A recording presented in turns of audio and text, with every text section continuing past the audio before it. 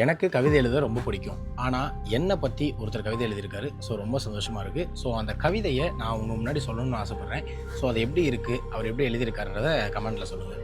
நம்பிக்கை மட்டும் துணையாய் கொண்ட நாயகனை, நம்பியவர்களை கைவிடாத நாகராஜனை, அன்று உன்னை தூக்கிவிட ஆளில்லை என்றாலும் இன்று அசைக்க முடியாத ஆலமரமாய் எழுந்து நிற்கிறாய். உந்தன் திறமையினால் தாய் தந்தையை கடவுளாக வழிபடத் தொடங்கினாய். சுயநலமாக வாழ ஒருபோதும் எண்ணியதில்லை. தொண்டுகள் பல செய்ய தொடங்கினாய். போட்டி போட்டு கொண்டு வாழும் இப்பூமியில் ரசிகர்களின் போட்டிக்காக உன்னை அர்ப்பணித்துக் கொண்டாய். நீ போடாத வேஷங்கள் இல்லை, நடிக்காத கதாபாத்திரங்கள் இல்லை. எங்கள் மனம் குளிர வைத்தாய் ஒரு சிறந்த நடிகனாக. உந்தன் மனம் வலித்தாலும் வெளிக்காட்டியதே இல்லை. குக்கும் என்ற கோலம் உனக்கே உரித்தானது. நீ உயர்வது மட்டுமின்றி உன் நண்பர்களையும் உயர்த்த ஆசை கொண்டாய். உந்தன் பயணம் தொடரட்டும், எதுவென்றாலும் சொல்லுங்க, பண்ணிடுவோம் அப்படின்னு சொல்லுவது உந்தனுடைய இயல்பு. உன் வாழ்க்கை மென்மேலும் சிறக்கட்டும். வாழ்த்துக்களுடன் கிராமத்துக்கு இருக்கன்.